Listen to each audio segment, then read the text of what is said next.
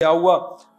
موسیٰ علیہ السلام کے ذریعے اللہ نے فرعون کی حکومت کا خود ہی خاتمہ کر دیا. خاتمہ اللہ نہیں کیا کیونکہ کمزور تھے موسیٰ علیہ السلام, لڑ نہیں سکتے تھے. جب خاتمہ ہوا ہے تو پھر اب اللہ میاں نے کہا کہ کچھ کام میں نے کیے ہیں, اب کچھ کام تم کو بھی کرنے پڑے. اب تمہارے پاس ایک حکومت آ گئی ہے, اب جو تمہارا شہر ہے نا بیت المقدس, اب تم وہاں پہ اٹیک کرو, حملہ کرو, جہاد کرو. اب ایسا ہی نہیں ہوگا کہ ہر جگہ کے لیے الگ الگ موسیٰ آئیں گے. سمجھ میں آ رہی ہے بات کی نہیں آ رہی؟ فلسطین میں ایک الگ موسیٰ بھیجوں گا میں جو بیت المقدس پہ قبضہ کرے گا. بھائی یہاں تو تم غلام تھے, تمہاری طاقت نہیں تھی, اب تو تمہیں ایک پاور مل گئی ہے نا, ایک اسٹیٹ مل گئی ہے, ریاست مل گئی ہے, اب کیا کرو, چلو جی. لیکن وہ اتنا عرصہ غلامی میں رہ کے ڈھیٹ ہلے ہی نہیں, اور موسیٰ علیہ السلام سے کہنے لگے اذهب انت وربك فقاتلا انا هاهنا قاعدون. اے موسیٰ بہت طاقتور لوگ ہیں, اتنے لمبے لمبے قد ہیں. اپنی انٹیلیجنس بھیجی تھی انہوں نے, جا کے دیکھ کے آؤ, تھوڑے چھوٹے سائز کے ہوئے تو لڑ لیں گے, تھوڑا 6 فٹ سے اوپر کے ہوئے تو نہیں لڑیں گے. تو انہوں نے جا کے چٹا لے کے گئے, وہ لوگ نا بندے ناپ کے آئے. انہوں نے بولا بھائی بہت قومن جبارین, بڑے طاقتور لوگ ہیں, ہم ان سے نہیں لڑ سکتے. موسیٰ علیہ السلام کی قوم میں 2 لوگ تھے نیک لوگ. اللہ کہتے ہیں قال رجلان من الذین یخافون انعم اللہ علیہما. ہمارے حضرت اس آیت کو پڑھتے تھے اور کہتے تھے کیسے خوش قسمت لوگ تھے وہ. بنی اسرائیل میں کچھ نیک لوگوں میں 2 نے کہا جن پر اللہ کا انعام تھا. قرآن کہہ رہا ہے یخافون, اللہ سے ڈرتے تھے. انہوں نے کہا اے میری قوم, جب اللہ کہہ رہا ہے لڑو, اس کا مطلب وہ مدد کرے گا. ایک ہوتا ہے نا آپ اپنی رائے سے لڑ رہے ہو تو اس میں رائے غلط بھی ہو سکتی ہے, صحیح بھی, لیکن جب اللہ کا حکم آ گیا اب تو غلط ہونے کا امکان ہے ہی نہیں. تو انہوں نے کہا لڑو, تم دیکھنا ہمت ذرا سی کرو گے, تم اس شہر میں داخل ہوگے, اللہ تمہیں فتح دے دے گا. تو اللہ نے ان کو کیا کہا, یہ وہ 2 لوگ تھے جن پر اللہ کا انعام ہوا. تو کتنے خوش قسمت لوگ کہ ان 2 کا تذکرہ قرآن نے الگ سے کیا ہے. لیکن وہ قوم نے کہا اے موسیٰ اذهب انت وربک, آپ جائیں اور آپ کا رب جاؤ. جس رب نے فرعون کو ہلاک کر دیا وہی رب اس قوم کو بھی ہلاک کرے گا. انا ہاہنا قاعدون, ہم یہیں بیٹھے ہوئے ہیں, ہم دیکھ رہے ہیں کہ پوزیشن کیا ہوتی ہے. اگر فتح ہو گئی تو ہم آ جائیں گے, نہیں ہوئی تو ہم یہیں ٹھیک ہے. پھر کس قدر غصہ آیا ہوگا موسیٰ علیہ السلام کو. آپ سوچو یار کہ تم نے فرعون کا غرق ہونا دیکھ لیا. تو اس سے پتہ چلتا ہے بھائی چند افراد سے قوموں کی تقدیر کے فیصلے نہیں ہوتے. چند افراد تو وہاں بھی نیک تھے, قوم کو دیکھا جائے گا تو 4 آدمیوں کے ٹھیک ہونے سے قوم ٹھیک نہیں ہوتی. تو موسیٰ علیہ السلام نے جب یہ سنا نا, موسیٰ علیہ السلام نے کہا اللہ میں تھک گیا ہوں, اب تو کیا کر, میں اپنے اور اپنے بھائی کا مالک ہوں, ان پہ میں زبردستی نہیں کر سکتا, لہذا میری اس قوم سے جان چھڑا دے. بس تو اس قوم سے کیا کر دے, جان چھڑا دے. مجھے اس کا لیڈر بننا ہی نہیں ہے, یہ غلط قوم جو ہے اس کا لیڈر مجھے بنا دیا گیا. آج یہودی اسرائیل کر رہا ہے اور کہہ رہا ہے کہ یہ ہمارا ہے. تم نے موسیٰ کو ستایا کتنا ہے. میں پہلے یہ تھوڑا مکمل کر لوں نا, پھر بتاؤں گا کہ آج یہ کیوں یہودی اتنا اچھل رہے ہیں. تو پھر کیا ہوا, 40 سال تک وہ اسی میدان میں بھٹکتے رہے ہیں. وہیں موسیٰ علیہ السلام کا انتقال ہوا, ہارون علیہ السلام کا انتقال ہوا, پھر انہی کے خادموں میں سے یا انہی کی اولادوں میں سے اللہ نے کسی کو نبوت دی. 40 سال کے بعد جا کے پھر ان پر وحی ہوئی کہ اب آپ جہاد کرو. تو پھر ان لوگوں نے جہاد کیا اور پھر اس جہاد کی برکت سے اللہ نے فتح عطا فرمائی. اور اسی میں قرآن کہتا ہے کہ ایک کمانڈر تھے, مجاہد تھے, کمانڈر بھی نہیں تھے, جن کا نام تھا داؤد. کیا نام تھا؟ وہ ایک عام سپاہی تھے لیکن عبادت گزار تھے, جو پھر بعد میں داؤد علیہ السلام بنے. تو داؤد تھے, انہوں نے بہت بہادری سے وہ لڑے. امیر کا نام تھا طالوت, اور مقابلہ جس قوم سے تھا اس کے کمانڈر کا نام تھا جالوت. تو بنی اسرائیل کے کمانڈر تھے طالوت. اچھا اس میں بھی دیکھو, نبی نے جب کہا نا لڑو, تو انہوں نے کہا کہ ہمارا کوئی امیر نہیں ہے. تو نبی نے اللہ کے حکم سے طالوت نامی بنی اسرائیل کے کسی بزرگ کو, کمانڈر کو امیر بنا دیا. کس کو امیر بنا دیا؟ یہ سبق یاد کر لینا تھوڑا سا. طالوت. اچھا طالوت میں ایک عیب سمجھا جاتا تھا, غریب تھے. بنی اسرائیل نے کہا یہ تو غریب آدمی ہے, ہم غریب آدمی کو اپنا امیر نہیں بنا سکتے. یہ پوائنٹ ٹو بی نوٹڈ ہے, اس کو سمجھو, جو آج دینداروں میں بڑی خرابی آ گئی ہے. نبی نے کہا کہ دیکھو اللہ نے ان کو دو چیزوں میں تم پہ فضیلت دی ہے، زادہ بسطتاً فی العلم والجسم.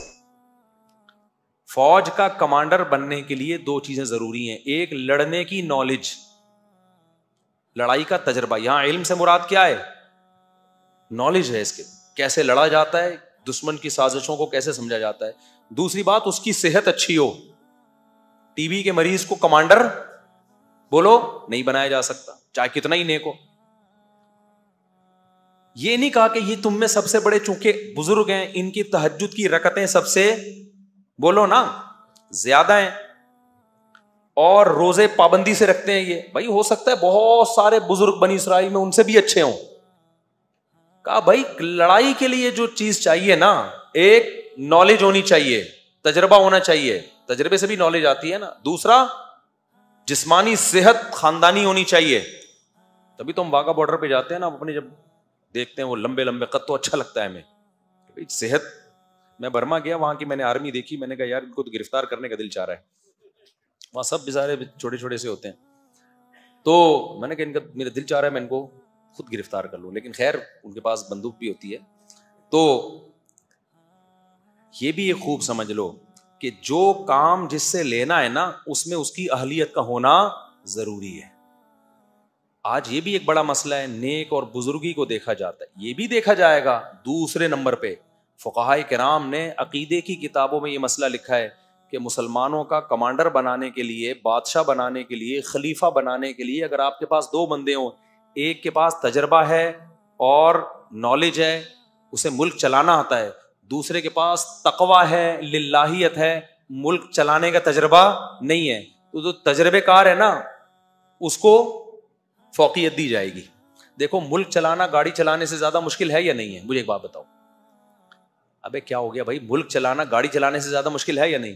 آپ نے کبھی ایسا ہوا کہ گاڑی چلانے کے لیے 4 مہینے لگے ہوئے بزرگ کو بٹھا دیا کہ کوئی بات نہیں چلانی نہیں آتی لیکن اتنے پہنچے ہوئے ہیں نا اللہ ان کی مدد کرے گا انشاءاللہ، کیونکہ بہت نیک ہیں لہذا اللہ ان کی مدد کرے گا.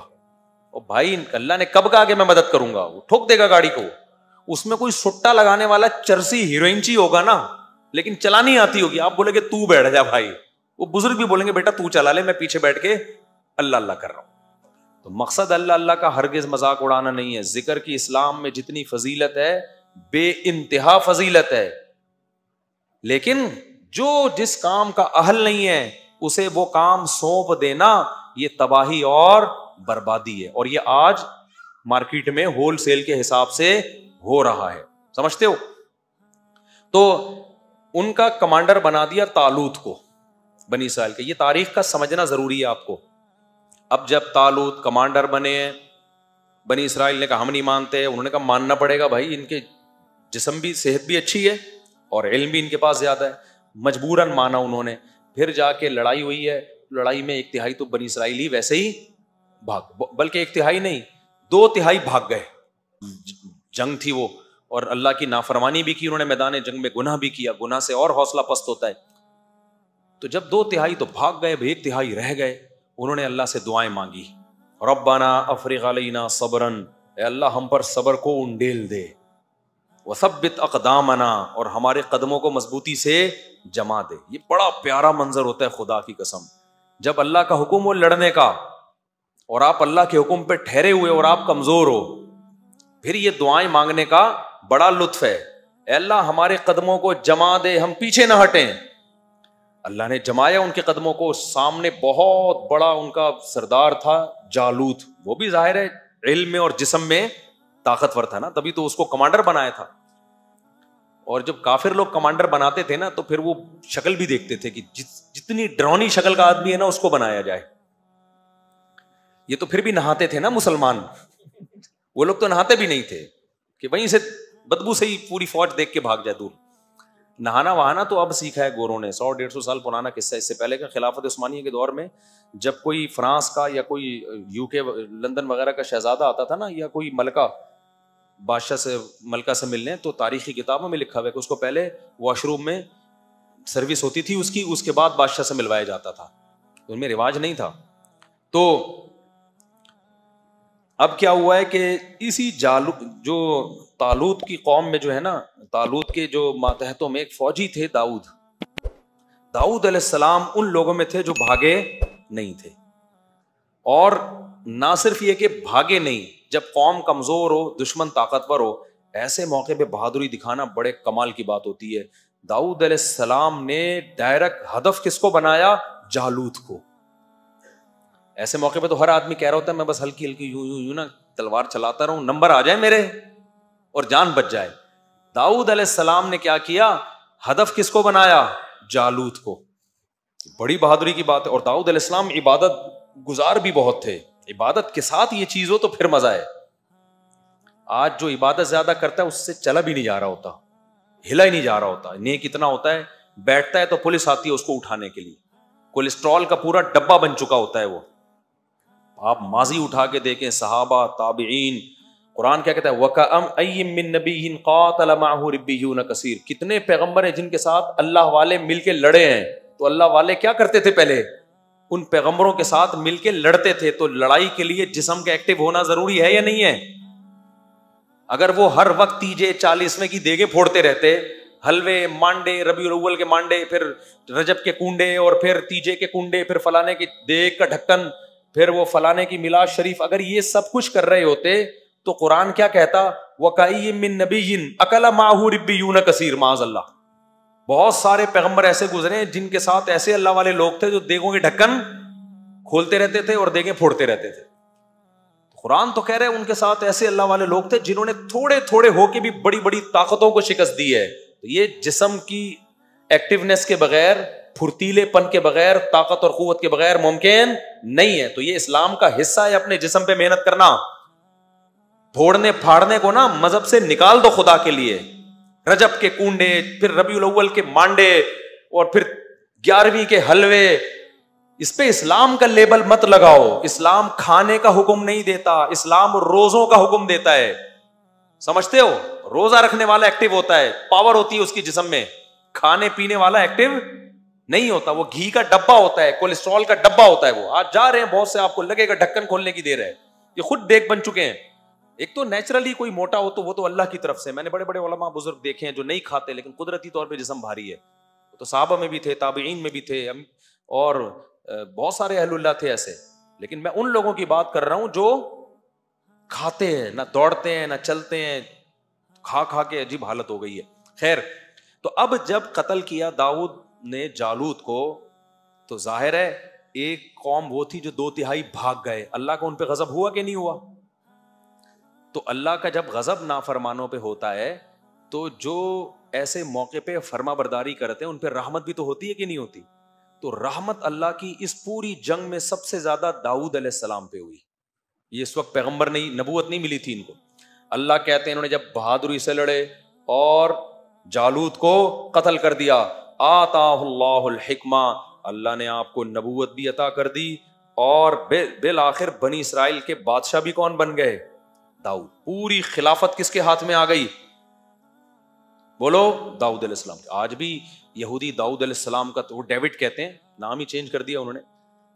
تو بہت زبردست تذکرہ کرتے ہیں. تبھی تو وہ داؤد علیہ السلام کی یادیں کرنے کے لیے کہ ہمارا کیا ماضی تھا. پھر جب داؤد علیہ السلام کو حکومت ملی ہے تو داؤد علیہ السلام کی قیادت میں پھر جہاد شروع ہوا.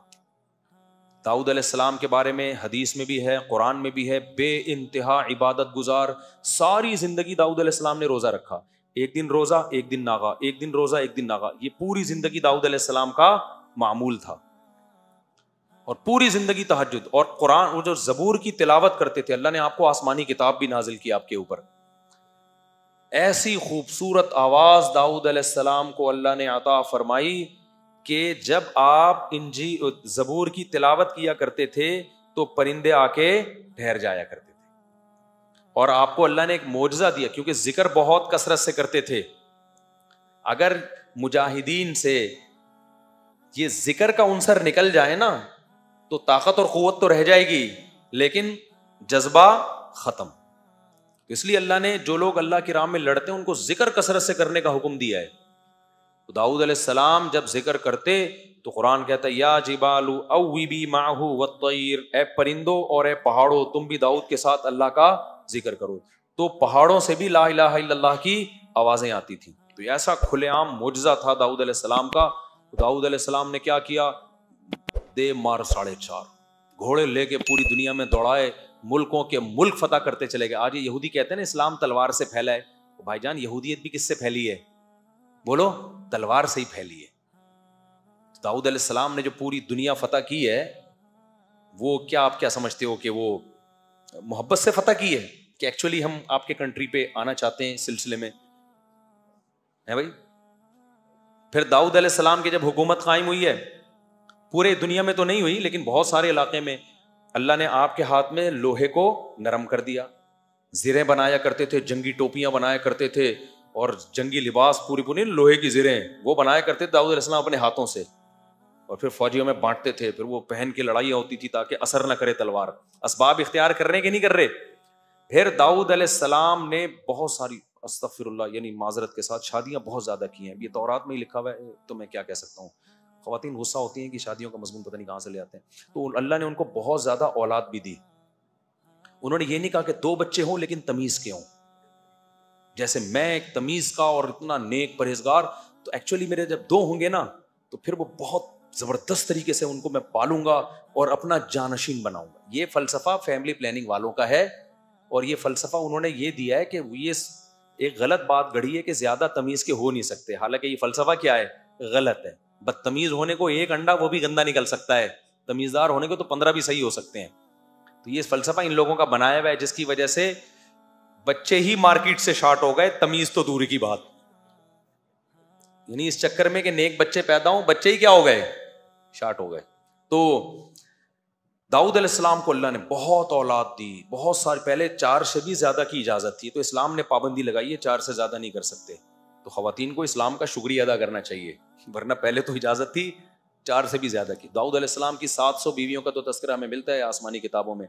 تو آپ لوگ خدا کے لیے ایک دم نا صحتیں نہیں ہیں آپ لوگ, ایک دم جوش. میں نے بتایا نا میرا ایک شاگرد تھا, بہت باریک سا, بہت دبلا سا, اتنا دبلا تھا. میں اس کو کہتا تھا جم جاؤ تھوڑا ویٹ لفٹنگ کرو, وہ کہتا تھا مجھ سے ویٹ نہیں اٹھتا. میں نے کہا تنکے کے 2 طرف بٹن لگاؤ, یوں یوں کر کے اٹھایا کرو.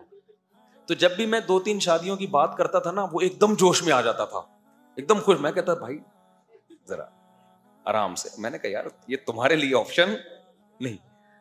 میں نے کہا تم شادی کرو گے 4-6 گلوکوز کی بوتلیں پہلے باہر رکھنا. مذاق کرتا تھا, اپنا شاگرد تھا, وہ ہنستا تھا میرے مذاق پہ. تو اب داؤد علیہ الصلوۃ والسلام کو اللہ نے بیٹے دیے بنی اسرائیل میں, ان کا نام سلیمان.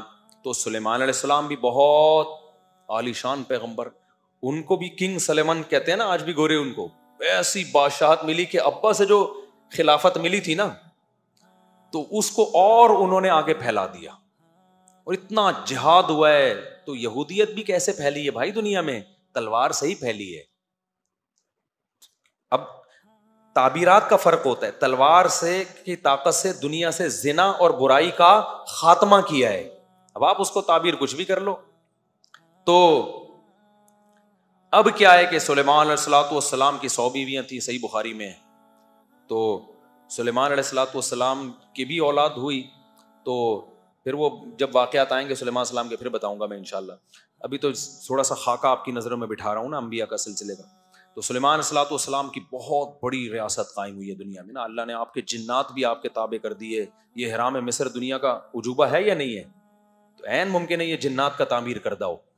دنیا حیران ہے نا یار, یہ اتنی بڑی بڑی بے جوڑ اینٹیں جن میں جوڑ نہیں ہے, یہ کون سے کرینوں نے لا کے پہاڑوں کے اوپر رکھی ہیں؟ ہو سکتا ہے جن نے یوں کر کے اٹھا کے ایسے کر کے رکھ دی ہو. اور یہ بھی ممکن ہے کہ اس دور میں ٹیکنالوجی نے ترقی بہت زیادہ کر لی ہو, اس کا بھی پورا امکان ہے. تو یہ ضروری تو نہیں ہے نا کہ سائنسی ترقی ابھی ہوئی ہے, ہو سکتا ہے پہلے ہوئی ہو, پھر دنیا میں کوئی تباہی ہوئی ہو اور سارا پروگرام بڑھ گیا ہو, بہت کچھ ہو سکتا ہے. تو سلیمان علیہ الصلوۃ والسلام کی قیادت میں بہت بڑے حصے پر ان کی حکومت ہوئی ہے. یہ ساری اللہ نے اولاد ابراہیم کو نوازا ہے. اب چکر کیا ہے, چونکہ ان لوگوں میں پھر برائیاں آنا شروع ہوئی یہودیوں میں, پھر سلیمان علیہ الصلوۃ والسلام کے آگے سلسلہ جو چلا ابراہیم علیہ السلام کا, انہی میں پھر حضرت زکریا علیہ السلام پیدا ہوئے, حضرت عمران پیدا ہوئے, جن کے بارے میں ہمیں نہیں پتا کہ نبی تھے یا نہیں تھے، لیکن قرآن نے ان کا تذکرہ بہت اہتمام سے کیا. ان اللہ اصطفیٰ آدم و نوح وآل عمران علی العالمین، کہ اللہ نے آل عمران کو جہان والوں پر منتخب کیا. تو عمران جو تھے، حضرت عمران، ان کی زوجہ، انہوں نے منت مانی کہ میرے ہاں بچہ پیدا ہوگا تو میں اسے بیت المقدس کی خدمت کے لیے وقف کر دوں گی. تو بچہ کے بجائے مریم پیدا ہو گئی، حضرت مریم. اچھا، حضرت زکریا علیہ السلام بھی بے اولاد تھے، اور یہ زکریا علیہ السلام تھے حضرت مریم کے خالو. سمجھ رہے ہیں؟ حضرت مریم کے خالو، یہ بھی بنی اسرائیل کے پیغمبر ہیں اور بہت زیادہ عبادت گزار تھے یہ. تو زکریا علیہ السلام کا زمانہ نبی صلی اللہ علیہ وسلم سے تقریباً 600 سال. زکریا علیہ السلام، حضرت مریم، حضرت عمران اور حضرت عیسیٰ، یہ 4 بزرگ شخصیات ہیں جن کا قرآن میں تذکرہ ملتا ہے. اور یہ چاروں نبی صلی اللہ علیہ وسلم سے تقریباً کتنا فاصلہ ان کا؟ 600 سال کا. ان میں پہلے حضرت زکریا اور یحییٰ علیہ السلام، ان میں پہلے حضرت زکریا ہیں، ان کی زوجہ کے بھانجے ہیں، بھانجی ہیں حضرت مریم. سمجھ رہے ہیں؟ حضرت مریم تھی حضرت زکریا کی زوجہ کی بھانجی، اور حضرت مریم کے بیٹے ہیں حضرت عیسیٰ، اور حضرت زکریا کے بیٹے ہیں حضرت یحییٰ. تو یہ 3 پیغمبر ہو گئے، حضرت زکریا، ان کے بیٹے حضرت یحییٰ، اور حضرت زکریا کی زوجہ کے بھانجی حضرت مریم، اور ان کے بیٹے حضرت عیسیٰ. تو ان میں حضرت عیسیٰ، یحییٰ اور زکریا، یہ 3 پیغمبر ہو گئے. اور 2 بزرگ شخصیات ہو گئی ان میں، ایک حضرت عمران اور ایک حضرت مریم. سمجھتے ہو کہ نہیں سمجھتے؟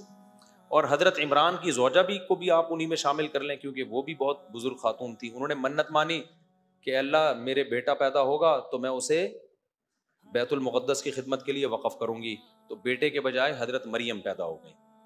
تو پھر وہ حیران ہوئی کہ لیس الذکر کالانثیٰ، ظاہر ہے جو کام بیٹے کر سکتا ہے وہ بیٹیاں نہیں کر سکتی. لیکن اللہ کے علم میں تھا کہ اللہ اس بیٹی کو ایسا نوازے گا کہ اس کا نام قیامت تک زندہ رہے. قرآن میں کسی عورت کا نام نہیں ہے سوائے مریم کے.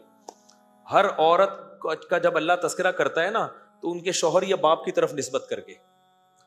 حضرت آسیہ جو تھیں فرعون کی زوجہ، ان کو قرآن آسیہ نہیں کہتا، امرأۃ فرعون، فرعون کی بیوی. اس سے بھی پتہ چلتا ہے کہ عورت کی پہچان کس سے ہے؟ مرد سے ہے، یا باپ سے یا شوہر سے. نسبت اللہ اسی کی طرف کرتا ہے. اور نوح علیہ السلام کی بیوی کافرہ تھی. قرآن کیا کہہ رہا ہے؟ نام نہیں لے رہا، امرأۃ نوح، نوح کی بیوی نے کہا. لوط علیہ السلام کی بیوی کافرہ تھی، نام نہیں لیا قرآن نے، امرأۃ لوط، لوط کی بیوی کہا. آدم علیہ السلام کی زوجہ جو ہماری ماں تھیں، نام اللہ نے حوا ان کا بیان نہیں کیا، بلکہ اسکن انت و زوجک، اے آدم تو اور تیری زوجہ. تو اس لیے خواتین کو چاہیے کہ اپنے گھر کے مردوں کو تھوڑا سا پروٹوکول دے دیا کریں. لبرل بننے کی کوشش گوروں کی طرح نہ کریں. مرد کو اس سے خوشی ہوتی ہے جب عورت کہتی ہے میں فلاں کی وائف آپ سے بات کر رہی ہوں، میں فلاں کی بیٹی بنت فلاں بات کر رہی ہوں. تو آدمی کا دل تھوڑا چوڑا ہو جاتا ہے، پھر وہ عورت کو اپنا سمجھنا شروع کر دیتا ہے. اور اگر کہے کہ میں مسٹر فلانی بات کر رہی ہوں، میاں کہے گا میں کس سلسلے میں آیا ہوں پھر یہاں پہ. اور یہ گوروں نے بھی تھا، مرسز فلاں چلتا تھا نا گوروں میں، جب تک ان کا فیملی سسٹم چل رہا تھا نا، مرسز، وہ بھی نام نہیں لیتے تھے. یہ چند سال پہلے کی بات ہے، اب تو گوروں نے بھی مرسز ورسز ختم. تو صرف حضرت مریم کا نام لیا ہے قرآن نے. اس میں کیا حکمت ہے؟ کیونکہ قرآن بالکل واضح کہنا چاہتا ہے کہ عیسیٰ مریم کے بیٹے ہیں، مریم کے. وہاں اگر فلانی بنتے تو کنفیوژن پیدا ہو سکتی تھی. اس سے بھی پتہ چلتا ہے کہ جہاں کنفیوژن کا خطرہ ہو نا، پھر عورت کا نام لیا جائے گا، پھر شرم و حیا نہیں ہوگی. جیسے نکاح جب پڑھاتے ہیں تو اس میں لڑکی کا نام اناؤنس کیا جاتا ہے. اس میں یہ نہیں ہو کہ فلانے کی بیٹی اور فلانے کو پتہ نہیں کتنی بیٹی ہیں، کون سی والی کو ہو رہا ہے کون سی کا نہیں ہو رہا. جہاں ضرورت ہوگی وہاں نام اناؤنس کیا جائے گا، جہاں ضرورت نہیں ہوگی تو عورت کا نام چھپا دینا یہ بہتر ہے. اس کی نسبت کس کی طرف کر دی جائے؟ اس کے. اللہ نے مردوں کو بڑی عزت دی ہے اور اس میں عورت کا بھی فائدہ ہے. عورت اگر مردوں کو رسپیکٹ دے گی نا تو مرد کا دل کیا ہوگا بھائی؟ بڑا ہوگا، پھر اس کے لیے قربانی دے گا. اور اگر اس کی آنکھوں میں آنکھیں ڈال کے بات کرے گی پھر آدمی تو پاورفل ہے بھائی, وہ پھر عورت کو رسپیکٹ نہیں دے گا, وہ کہے گا جب تم ہمارے جیسی تو ہم بھی پھر ٹھیک ہے, ہم تھوڑی تمہارے لیے قربانی دیں گے. وہ تو اب کیا ہوا, جلدی سے بات کو سمیٹتا ہوں. زکریا علیہ الصلوۃ والسلام کی بھی اولاد نہیں تھی, اور حضرت تو اس خاندان میں نا اللہ نے کوئی خاص رحمتیں کی, کیونکہ بنی اسرائیل کے یہ سلیکٹڈ لوگ تھے. ان کی خاصیت کیا تھی؟ قرآن کہتا ہے کانوا یسارعون فی الخیرات. حضرت عمران ان کی زوجہ, حضرت زکریا ان کی زوجہ, یہ جو خاندان تھا یہ راتوں کو اٹھ کے عبادت کیا کرتے تھے اور ہم سے دعائیں مانگا کرتے تھے, رغباً و رہبا, جہنم کے خوف سے اور جنت کی لالچ میں. تو کسی خاندان کو اگر سلیکٹڈ بنانا ہے نا اللہ کی نظر میں, تو اس میں تہجد کا رواج بہت ضروری ہے. کسی بھی خاندان میں اگر یہ رواج ہے نا, رات کو اٹھ کے دعائیں مانگتے ہیں, اور دعائیں کیا, یہ نہیں کہ فلانے کی جاب لگ جائے, وہ بھی مانگے آپ, اصل کیا ہے کہ آخرت کی فکر ہو, تو یہ پھر وہ خاندان ہے جو اللہ کی نظر میں بہت زیادہ منتخب ہے. پھر ان کے ساتھ معجزے کرامتیں ہوتی ہیں. تبھی جب زکریا علیہ السلام کو اللہ نے خوشخبری سنائی کہ آپ کی اولاد ہوگی تو وہ حیران ہونے لگے. ابراہیم علیہ السلام کو جب خوشخبری سنائی آپ کی اولاد ہوگی, حیران ہونے لگے. ان کی بیوی حیران ہونے لگی, کیسے؟ تو اللہ نے فرمایا بھائی تم پر اللہ کی رحمتیں ہیں, برکتیں ہیں. اور پھر اللہ نے بھی فرمایا یسارعون فی الخیرات, یہ لوگ نیکیوں میں ایک دوسرے سے آگے بڑھتے تھے اور ہمیں راتوں کو اٹھ کے پکارا کرتے تھے. تو جب تم یہ ایسا کام کر رہے ہو جو پبلک نہیں کرتی, تو میں بھی تمہارے ساتھ وہ کام کروں گا جو پبلک کے ساتھ نہیں کرتا. پبلک میں جب تک شادی نہیں ہوتی, اولاد نہیں ہوتی, مریم تجھے شوہر کے بغیر میں بیٹا دوں گا. پبلک میں 90 سال کے بوڑھوں کو اولادیں بولو نہیں ملتی. لیکن بھائی آپ پبلک سے ہٹ کے کچھ الگ کام کر رہے ہو تو آپ کو 90 سال میں بھی اللہ کیا دے گا؟ اولاد دے گا. تو یہ زکریا علیہ السلام اور عیسیٰ علیہ السلام تک ہم نے سلسلہ بیان کیا. وقت چونکہ بہت زیادہ ہو گیا, اب کل میں انشاءاللہ زکریا علیہ السلام اور حضرت مریم اور عیسیٰ علیہ السلام کے جو اللہ نے سورہ مریم میں واقعات سنائے ہیں وہ میں انشاءاللہ ڈیٹیل سے بتاؤں گا. اور یہودی جو کہہ رہے تھے نا کہ ہم نے اتنی دنیا پہ حکومت کی ہے, آج بھی یہودی کہتے ہیں ہم تو اللہ کے سلیکٹڈ لوگ ہیں, ہم میں ایسے ایسے پیغمبر گزرے. تو اللہ بتائے گا کہ تم لوگوں نے ناشکری کی انتہا کی ہے, ان پیغمبروں کی تم نے قدر نہیں کی, جس سے اللہ نے یہ خلافت چھین کے اسماعیل علیہ السلام جو حضرت ابراہیم کے دوسرے بیٹے تھے نا, جو مکہ میں پلے تھے, ان کے حوالے کر دیے. اب یہ اہل اسلام کا دین ہے, جس کو فالو کیا جائے گا تو نجات ملے گی. اب یہودیت کو فالو کرنے میں نجات نہیں ملے گی. لیکن یہودیوں کو حسد ہے, وہ اپنا ماضی یاد کرتے ہیں, جی سلیمان اور داؤد, او بھائی وہ تھے, وہ اب نہیں. اور ان کا بھی تم نے حشر کیا تھا, ان کا تم نے میجورٹی نے ان کے ساتھ کیا ہے, تو اس کا کی سزا تم پہ ملی ہے کہ اللہ نے تم سے خلافت اور حکومت چھین لی. تو اب ہم انشاءاللہ کل جو ہے یہ سورہ مریم کو, اس میں جو اللہ نے آیات, بہت دلچسپ آیات ہیں, آپ لوگ کل آئیں انشاءاللہ. اللہ تعالیٰ سمجھنے کی, عمل کی توفیق عطا